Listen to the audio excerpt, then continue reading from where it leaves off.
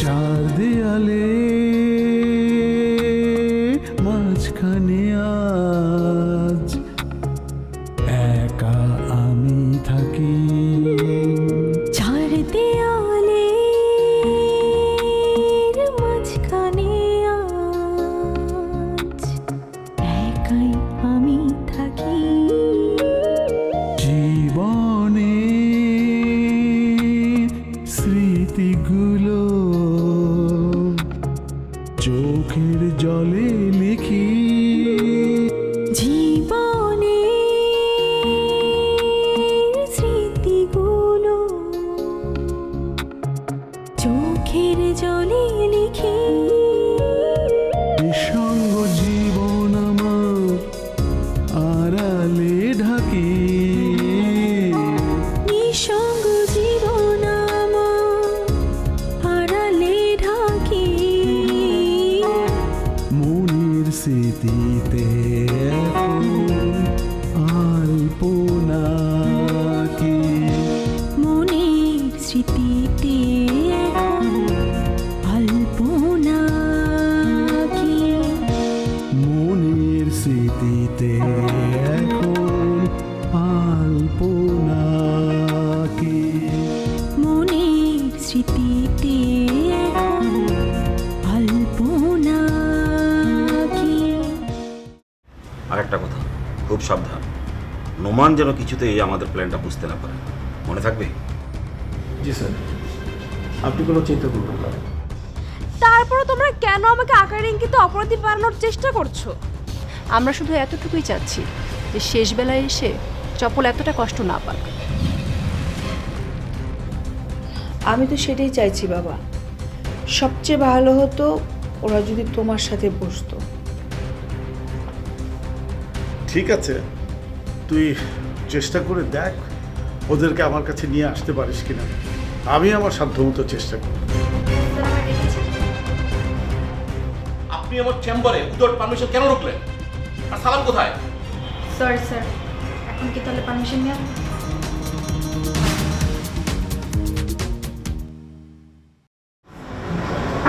নাই কেমন sir? Please. আসসালামু আলাইকুম। ওয়ালাইকুম সালাম, বসেন।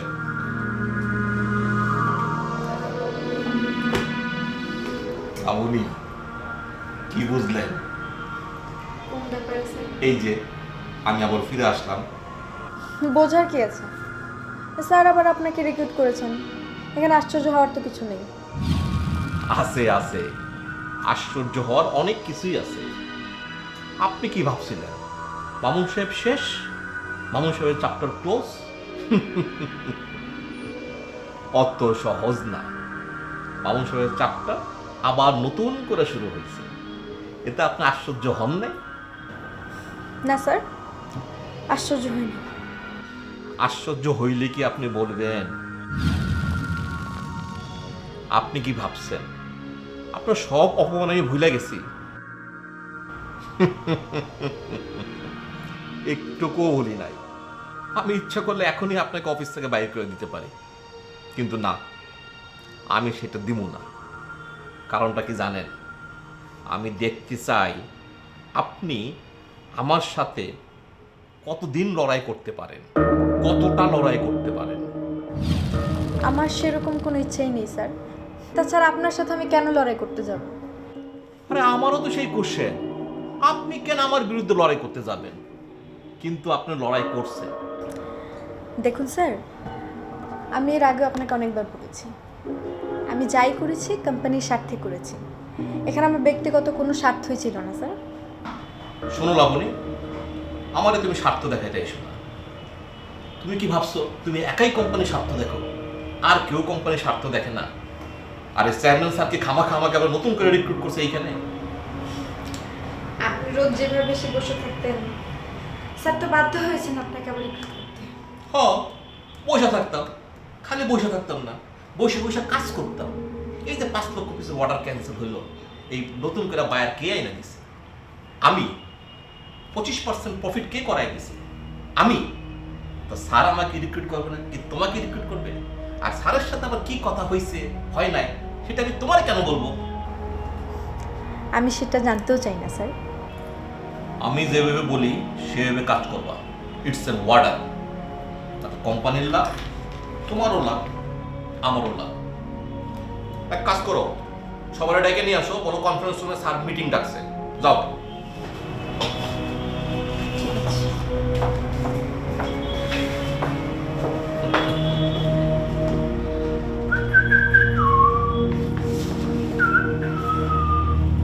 জীবনের গল্প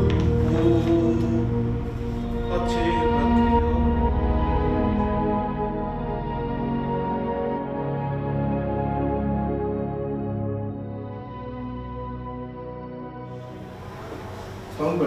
আসবো। এসো।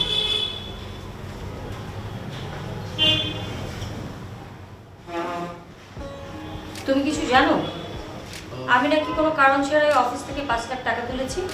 জি ম্যাডাম। আমি কবে কখন তুললাম? আপনি গত মাসের 9 তারিখে নিজে ভাউচারে সাইন করে ক্যাশ চেক তুলেছেন এবং ব্যাংকের তার ক্লিয়ারেন্সও আছে। আপনি এতগুলো টাকা তুলে বেমালুম ভুলে গেলেন। এই দেখুন, এইখানে চেকের ফটোকপি এবং আপনার সাইন করা ভাউচার আছে, সেখানে আপনার সিগনেচার করা আছে। দরকার হলে মিলিয়ে নিন।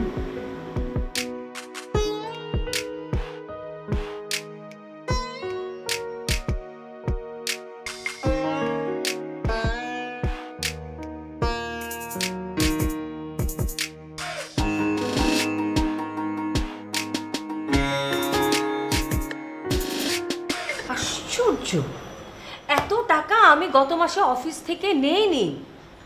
অফকোর্স নেইনি। আমি বুঝতে পারছি না যে এই মিথ্যা দোষটা কেন আমার উপর তোমরা চাপিয়ে দিচ্ছ। ম্যাডাম, আপনি তো ভুল করছেন। এখানে আপনি নিজে সাইন করে টাকা তুলেছেন, আপনার উপর চাপিয়ে দেওয়ার কিছু নাই। আপনি একটু চিন্তা করে ভালো করে চেক করে দেখুন। দেখো মৃণাল, আমি কিন্তু কিছুতেই বুঝতে পারছি না যে তোমরা আমাকে নিয়ে কি করতে চাইছো। সরি ম্যাডাম, আপনি এই কোম্পানির ম্যানেজিং ডিরেক্টর, আমার কোনো সাধ্য নেই আপনাকে নিয়ে কিছু বলার। আর অফিসের নিয়ম মেনেই সব কিছু করা হচ্ছে। আপনি চ্যালেঞ্জ করলে ফেসে দেবেন।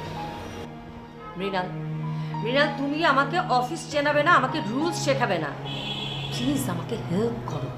আমি সত্যি বলছি যে এই টাকা আমি গ্রহণ করিনি। ম্যাডাম, প্রমাণ হলে চোর ধরতে সুবিধা হবে কে এই কাজটা করেছে। আপনি আগে নিশ্চিত হন এই সাইনটা আপনার নেই। ভালো করে দেখুন।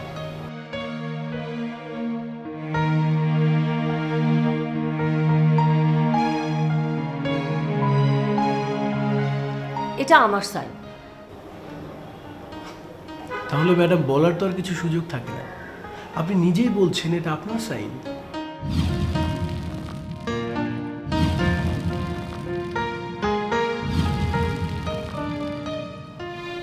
তোমাদের প্ল্যানটা কি? মানে আমার কি প্ল্যান হবে? এই কোম্পানি আপনার, এই কোম্পানির ডিরেক্টর আপনি, আর আমি সামান্য একজন এমপ্লয়ি। আমার কি প্ল্যান হবে বলুন? আপনি আমাকে ভুল বুঝছেন। তুমি হাত মিলিয়েছো, তাই না? আমার বিরুদ্ধে হাত মিলিয়ে তুমি প্রতিশোধ নিতে চাও।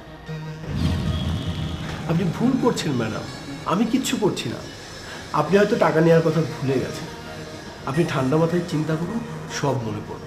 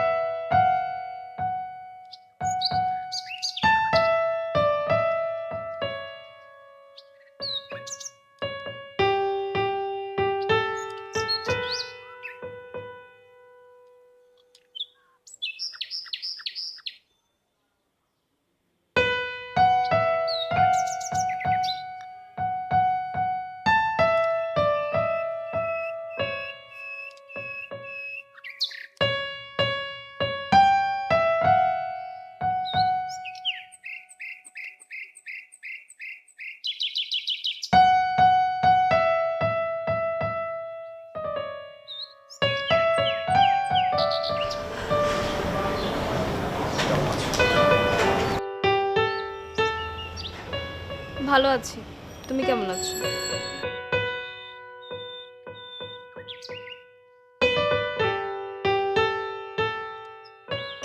আমি আছি ভালো। বলো কেন এসেছো? কেন, তুমি খুশি হওনি? নিশ্চয়ই।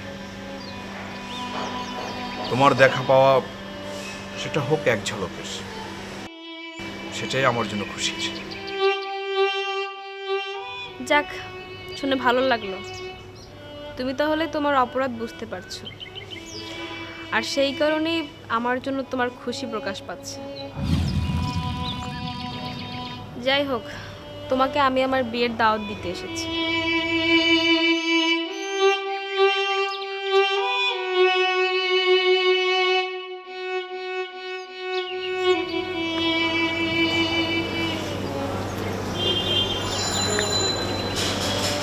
এই নাও কার্ড।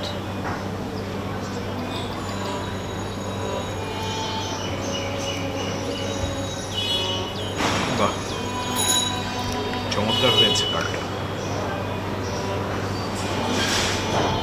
Thank you. কার্ডটা আমি আর রায়হান পছন্দ করেছি। আমি রায়হানকে জানাবো তুমি কার্ডটা পছন্দ করেছো। রায়হান জানে আমার কথা? অফকোর্স জানে। অন্য কারোর কাছ থেকে শোনার আগে নিজে বলা ভালো না? আর যার সাথে আমি সারাটা জীবন পার করব তাকে তো অবশ্যই পাস জানানো উচিত, তাই না? নিশ্চয়ই। আমি জানি তুমি আসবে না, আর আমি চাইও না যে তুমি আমার বিয়েতে আসো, কারণ তুমি এই বিয়ের আনন্দ নিতে পারবে না। তার থেকে তোমার না যাওয়াই ভালো। তবু আমি তোমাকে বিয়ের দাওয়াত কেন দিতে এসেছি জানো?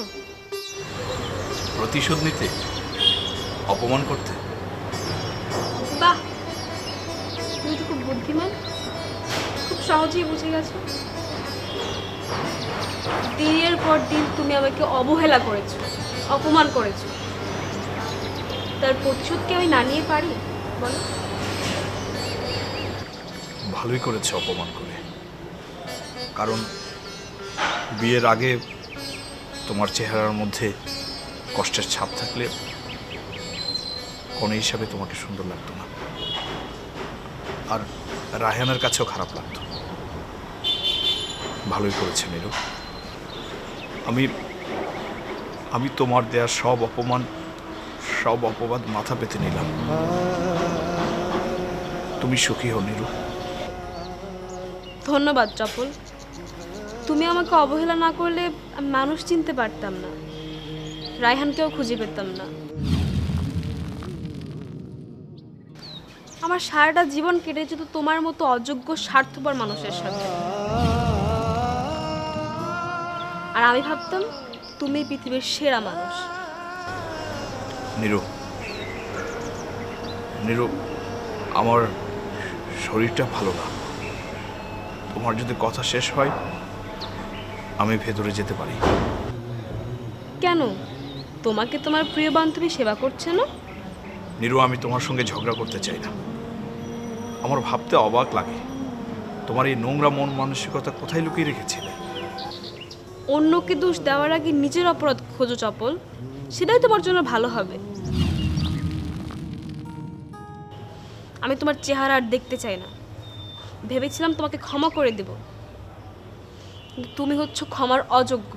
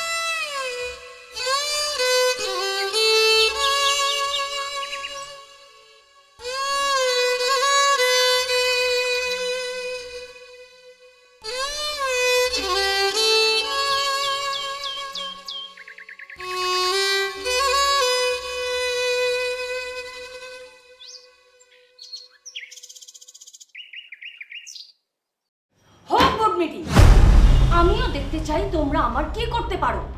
আমি এই টাকা গ্রহণ করিনি, তোমরা সবাই মিলে আমার বিরুদ্ধে ষড়যন্ত্র করছো আমাকে এখান থেকে বের করে দেবার জন্য। ম্যাডাম, এটা আমার কোনো ইচ্ছা না, আমার কোনো সাধ্য নেই।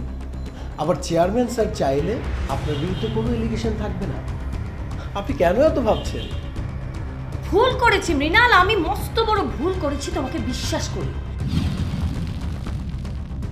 এই তুমি যখন গুম হয়েছিলে তখন কেউ তোমাকে খুঁজে বের করেনি, এই আমি সীমানা পাগলের মতো তোমাকে খুঁজে বের করেছি। পুরো ফ্যামিলির বিরুদ্ধে যে গোয়েন্দা নিয়োগ করেছি তোমাকে খুঁজে বের করার জন্য। আর এই আমি যদি গোয়েন্দা নিয়োগ করে তোমাকে খুঁজে বের না করতাম তাহলে তোমার লাশ আজকে পড়ে থাকতো বুড়িগঙ্গার তীরে। বুঝতে পেরেছো? ম্যাডাম, আমি গুম হইনি, আমি কলকাতায় গিয়েছিলাম। আপনি বরঞ্চ গোয়েন্দা নিয়োগ করে আপনার ফ্যামিলি এবং আপনার কোম্পানি ইমেজ নষ্ট করেছেন। ও গড, আবার সেই বানানো মিথ্যে কথা। রিনা, আজ তো তুমি এইসব কথা বলবেই। আমি আসলে ভুল করেছি তোমাকে বিশ্বাস করে। আমি নিজের স্বামীকে অনেকবার উপেক্ষা করেছি, নিজের স্বামীকে ঠকিয়েছি শুধুমাত্র তোমার জন্য। তোমার চাকরির জন্য এই কোম্পানিতে আমি দিনের পর দিন ফাইট করেছি। আর যদি রাস্তা থেকে কুড়িয়ে এনে তোমাকে চাকরিটা না দিতাম তাহলে তোমার স্থান হতো ওই বস্তিতে, ওই রাস্তাতে। বুঝতে পেরেছো? আর এই উপকারের প্রতিদান তুমি এইভাবে দিচ্ছ না। ছি ছি ছি ছি ছি। আমি আপনার কাছে কৃতজ্ঞ ম্যাডাম, আমি সারা জীবন আপনার কাছে কৃতজ্ঞ থাকব।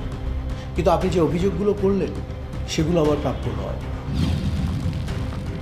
আমি আপনার কোম্পানির বিরুদ্ধে কোনো পদক্ষেপ নেইনি এবং সেটা আমাকে দিয়ে সম্ভব না। আমি আমার শেষ রক্তবিন্দু দিয়ে হলেও আপনার ঋণ শোধ করব, কিন্তু কোনো অভিযোগ আমি মেনে নেব না।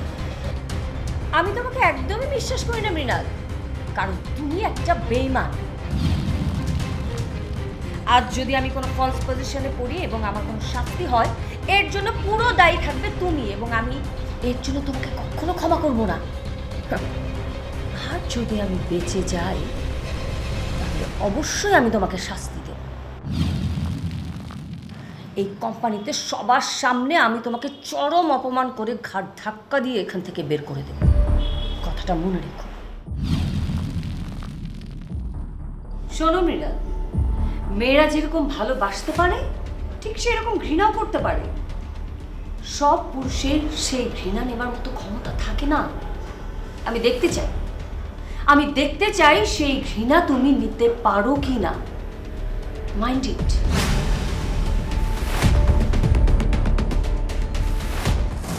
এই, তোর বাবা মা কোথায় আছে? ওদেরকে আমি ধরে নিয়ে আসবো, ওদেরকে চোখে আঙুল দিয়ে দেখিয়ে দেবো সমস্ত অপকর্ম। বল।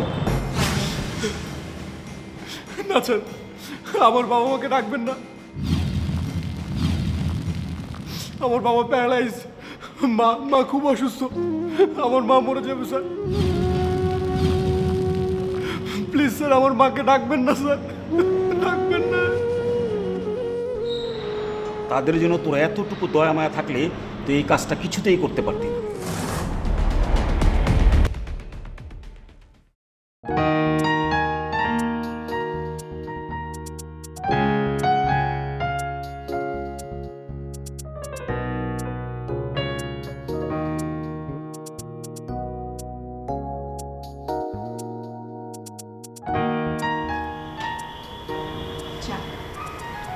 থ্যাঙ্কস।